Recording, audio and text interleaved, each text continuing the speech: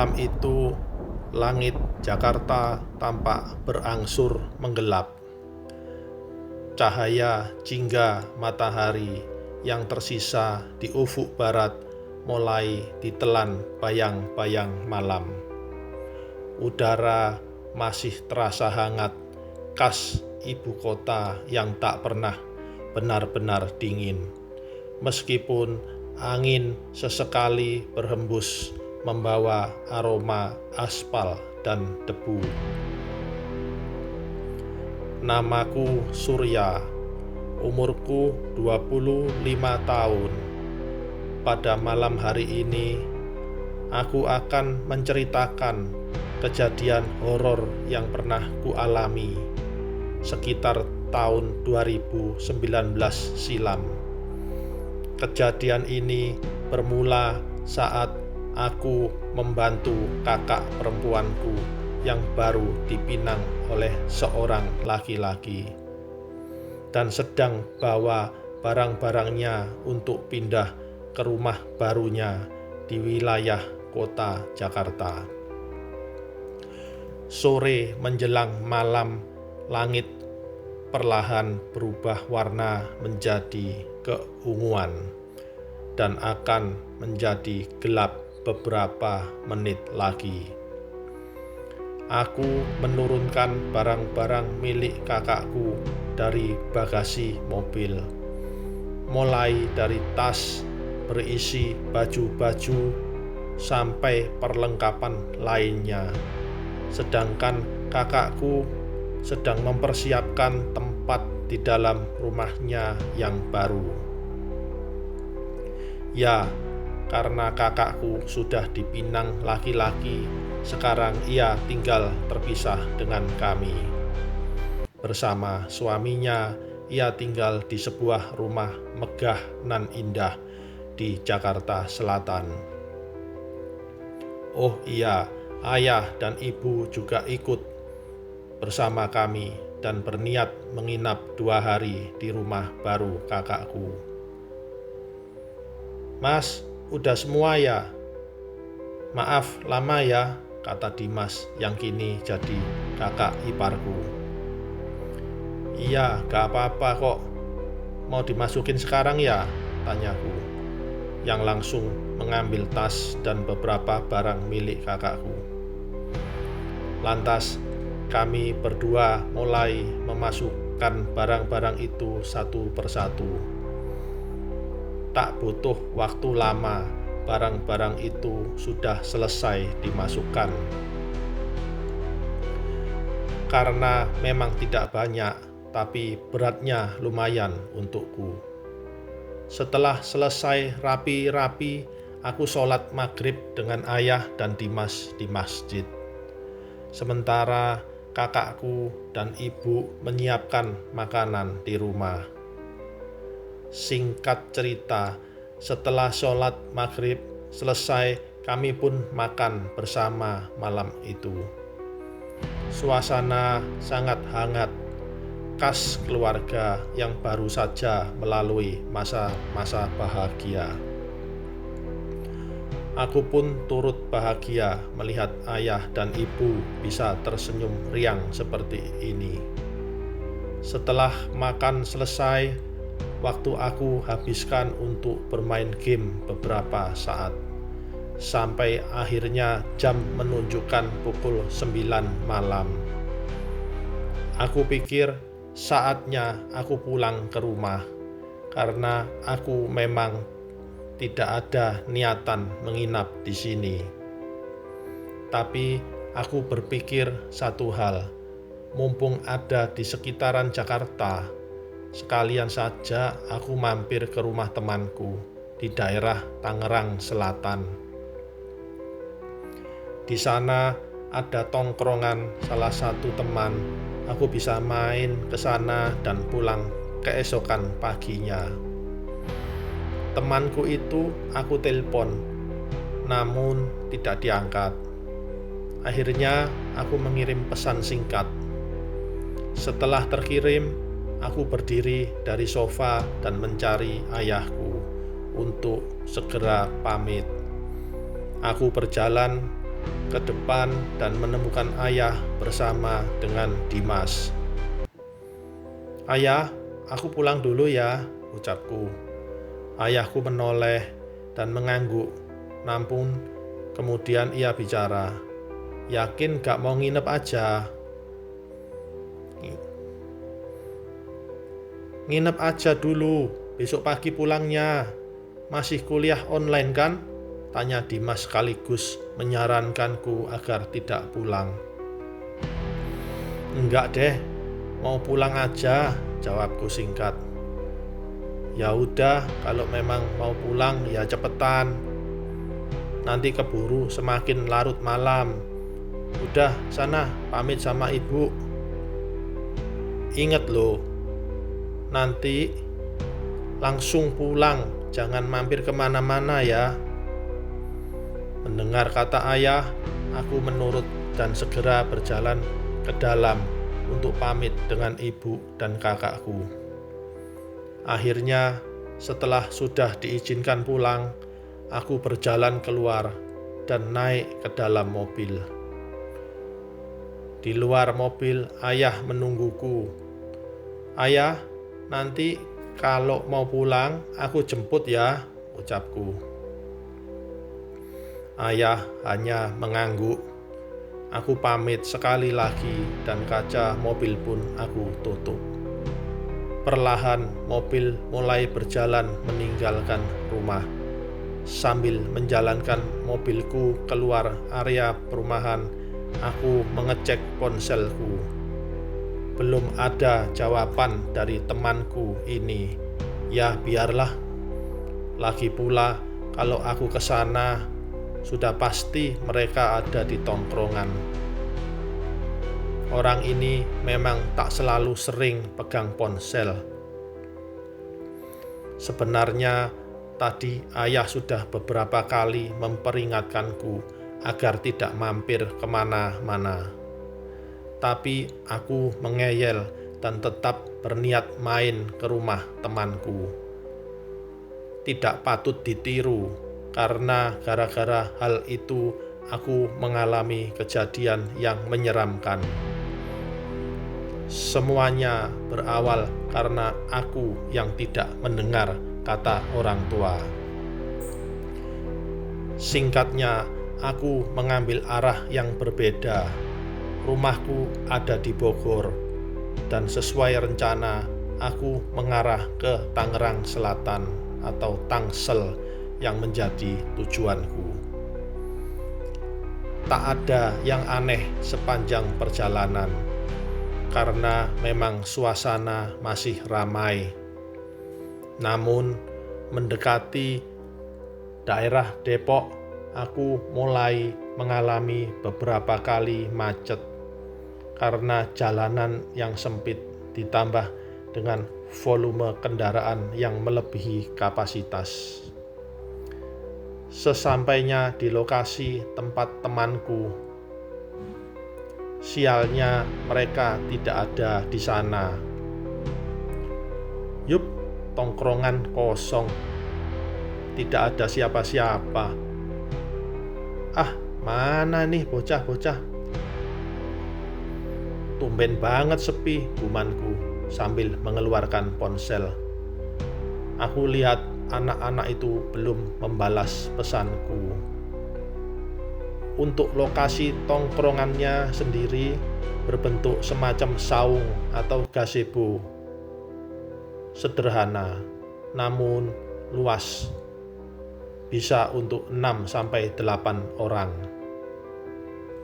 Di sekitarnya masih agak sepi karena agak jauh juga dari perkotaan. Tepat di belakang gazebo ada kebun singkong, dan di depannya ada jalan kampung. Ditambah sebuah warung yang sudah tutup di seberang jalan. Karena jalan ini tidak terlalu lebar, aku memilih memarkirkan mobil di pinggir jalan. Aku keluar mobil dan duduk di gazebo untuk menunggu mereka. Aku nyalakan sebatang rokok untuk menemaniku. Karena memang suasana sangat sepi, sunyi. Padahal sekitar 50 meter ke samping sudah ada rumah-rumah warga. Bahkan orang lewat pun sejak tadi tidak ada. Tak terasa jam menunjukkan pukul 11 malam.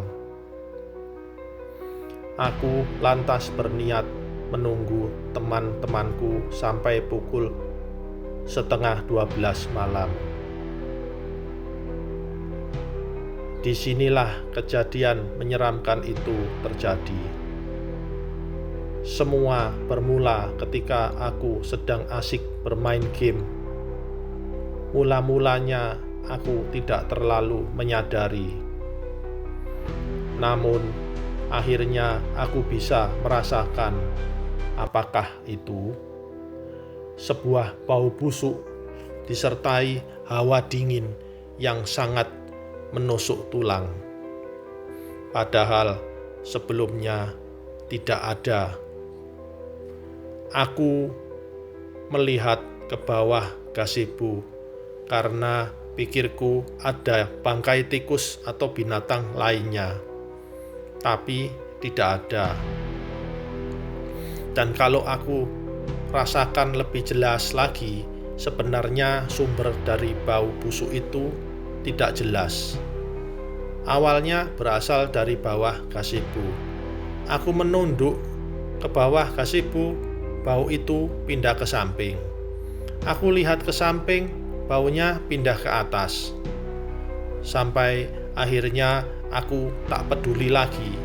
Aku lanjut main game sambil menahan bau itu. Dan setelah selesai main game, hal aneh kembali terjadi. Kini bulu kudukku terasa merinding. Bukan merinding biasa, tapi kali ini benar-benar merinding.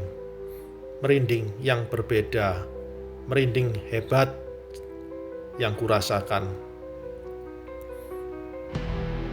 Belum pernah aku seperti ini. Tak selesai sampai di situ. Samar-samar mulai terdengar suara bayi menangis. Dari mana asal suara bayi menangis?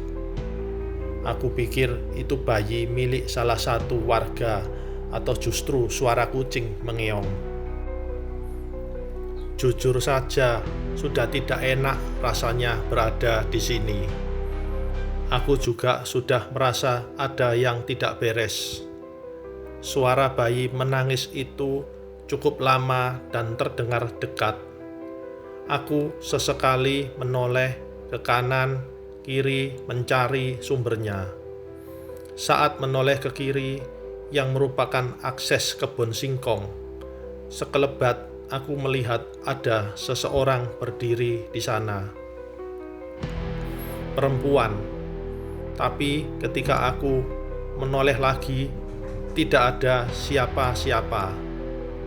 Yup, sudah makin tidak beres. Tapi bodohnya, aku tetap bertahan di sana. Aku tahu aku sedang diganggu. Mulanya dari bau busuk, suara bayi, dan sekilas penampakan perempuan. Namun, saat itu justru aku seperti tertantang. Aku anggap tidak ada apa-apa dan lanjut main sambil berharap ada warga atau temanku yang datang ke sini. Di tengah suara tangisan bayi, samar-samar aku mendengar suara, "Abang." Suara itu memanggilku, suara yang lemah dan lirih. Sedikit terdengar seperti menangis. Lantas dengan santainya aku menoleh ke arah kebun singkong. Dan sampai sekarang aku sangat menyesali keputusanku waktu itu. Karena saat menoleh, aku dikagetkan dengan penampakan sesosok perempuan berbaju merah dengan wajah menyeramkan. Perempuan berbaju merah itu wajahnya pucat, matanya merah, dan rambutnya berantakan tak karuan. Di tangannya ia menggendong bayi yang sejak tadi menangis, dan di kakinya terdapat darah mengalir seperti baru melahirkan. Dia menatapku dengan tatapan dingin, mulutnya tersenyum lebar, membuatku menjadi semakin ketakutan. Astagfirullah, kumanku. Aku tidak langsung kabur, melainkan aku malah diam, mematung melihat sosok itu, seolah-olah badanku kaku. Sosok itu kemudian membuka mulutnya, memperlihatkan gigi-giginya yang hitam, dan kemudian mulai terdengar suara tertawanya yang khas, suara tawa yang sangat menakutkan, diikuti suara tangisan bayi yang memilukan. Setan! Aku melompat dari gazebo dan langsung buru-buru berlari ke mobil, membuka pintu mobil dan segera menghidupkan mesin mobilku. Dari dalam mobil, aku tidak melihat sosok itu lagi, namun suara tawa dan suara tangisan bayinya masih terdengar. Aku lantas menyalakan mobil. Saat lampu depan mobilku menyala, aku kembali dikagetkan saat tiba-tiba sosok perempuan berbaju merah itu sudah berdiri persis di depan mobilku dengan ekspresi wajah yang sama menyeramkannya seperti tadi. Tanpa pikir panjang, aku injak pedal gas dan menabraknya. Mobil aku pacu dengan kecepatan tinggi sambil mulutku yang terus mengucap istighfar. Aku melaju melalui rumah-rumah warga yang aneh. Tidak terlihat satupun warga yang berada di luar rumah. Tapi aku tak peduli. Aku harus menemukan tempat yang ramai untuk menenangkan diri. Aku terus melajukan mobilku secepat mungkin. Jalanan sepi, dan ini jadi saat yang tepat untuk melarikan diri dari sini. Nafasku terus memburu, keringat mengucur deras membasahi wajahku. Ada rasa cemas dan takut yang menghantuiku, terutama dengan sosok itu yang aku takutkan dia masih mengejar. Aku berharap menemukan warung atau apapun itu di pinggir jalan untuk sekedar menenangkan diri. Akan tetapi di sini benar-benar sepi. Aku tidak mengerti. Pos ronda pun tidak ada siapa-siapa. Semua orang sudah masuk rumahnya masing-masing dan mungkin sudah tertidur. Jalan yang kulalui ini jaraknya hanya 1-2 kilometer sampai ke kawasan jalan raya. Akan tetapi entah kenapa rasanya lama sekali. Hingga yang aku tahu dan aku khawatirkan pun terjadi. Akhirnya aku mulai merasakan kalau sosok itu masih mengikutiku sampai saat ini. Karena aku mulai mencium aroma busuk yang sama seperti di tempat tadi. Aroma busuk bercampur amis darah. Aku segera menyalakan musik dan memutarnya dengan keras. Karena aku tidak mau kalau nantinya ada suara-suara aneh yang muncul dari belakang. Spion tengah pun aku putar arahnya agar aku tidak bisa melihat ke belakang. Apapun yang ada di jok belakang, aku tidak mau lihat. Setelah menyetir cukup lama, yang bahkan seharusnya cepat, aku sampai di jalan raya yang ramai. Disinilah aroma itu mulai menghilang. Karena suasana sudah ramai kendaraan dan orang di sekitar jalan, aku memberanikan diri menoleh ke belakang dan tidak ada siapa-siapa di sana. Aku pun lega dan bersyukur. Singkat cerita, aku sampai di rumah dengan selamat. Aku parkirkan mobil di depan rumah seperti biasa. Saat itu rumahku dijaga oleh bibiku yang sedang menginap. Bibiku ini memiliki anak perempuan kecil berumur sekitar 3 tahun. Dan disinilah kejadian aneh kembali terjadi. Anak bibiku itu langsung menangis ketakutan saat melihat aku. Ia berlari menuju ibunya. Anak itu sama sekali takut dan tidak mau melihat ke arahku lagi. Bibiku pun sampai bingung. Tapi karena lelah, aku tak ingin memikirkan itu. Aku segera mandi untuk lekas beristirahat. Aku sudah merasa lebih segar setelah mandi. Tanpa melakukan apa-apa lagi, aku masuk ke kamar dan merebahkan badan. Entah kenapa badanku jadi sedikit lemas.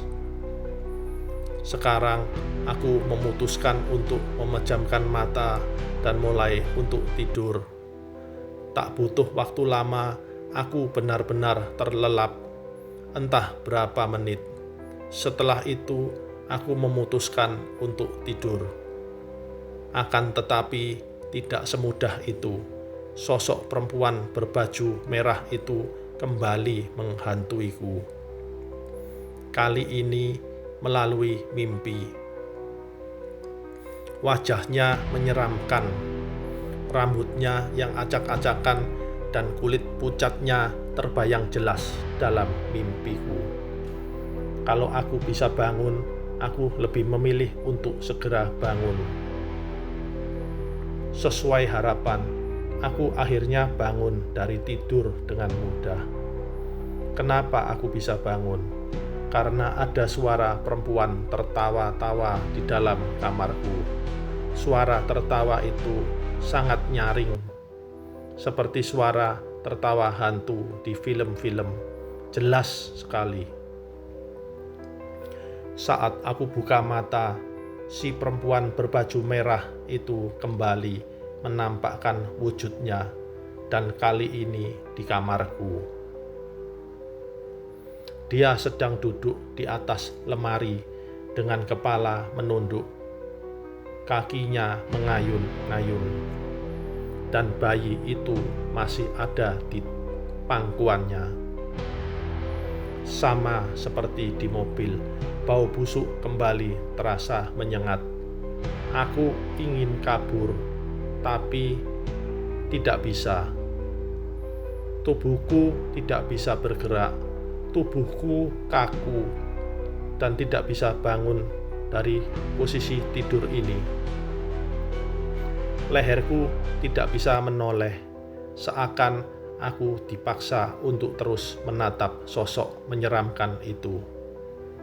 Sampai akhirnya sosok itu mengangkat kepalanya dan menoleh ke arahku dengan sorot mata yang menyeramkan. Dia menatapku. "Lihat saya, Mas." Suara lirih dari sosok itu terdengar menggema di telingaku. Aku ketakutan bukan main. Ingin menangis aku rasanya. Maka satu-satunya yang bisa aku lakukan adalah menutup mata agar tidak melihatnya. Akan tetapi ketika menutup mata, sosok itu malah semakin jelas tergambarkan di alam bawah sadarku. Sekarang aku benar-benar dikuasai oleh makhluk halus ini. Mau tak mau, aku kembali membuka mata. Betapa kagetnya aku saat membuka mata, dia sudah duduk tepat di pinggir ranjangku, duduk membelakangiku. Aku ingin teriak, tapi mulut ini seperti dikunci rasanya. Ya Tuhan, tidurkanlah hamba, lebih baik aku pingsan, kumanku dalam hati saking ketakutannya. Suara tertawa itu mulai terdengar pelan, semakin pelan sampai akhirnya berubah menjadi suara menangis. Yang bisa aku lakukan hanyalah membaca doa dalam hati, berharap ia bisa segera pergi, hilang dan lupakan dari benakku. Namun nyatanya tidak demikian. Dia tetap di sana sambil terus menangis. Bau busuk semakin tercium, tak tahan rasanya. Sudah dibuat takut dengan wujudnya, diberi bau tidak enak pula. Sosok perempuan ini seakan ingin menemaniku sepanjang malam. Betapa sialnya aku. Kalau perempuan asli sih tidak apa-apa. Kalau yang seperti ini lebih baik aku pingsan. Singkat cerita, selama 3 jam, dari jam 1 pagi hingga jam 4 pagi, aku terus bersama makhluk halus ini. Dia tidak mau pergi dan tubuhku tidak bisa bergerak selama semalaman itu. Dan selama itu juga aku berduaan dengan perempuan menyeramkan itu.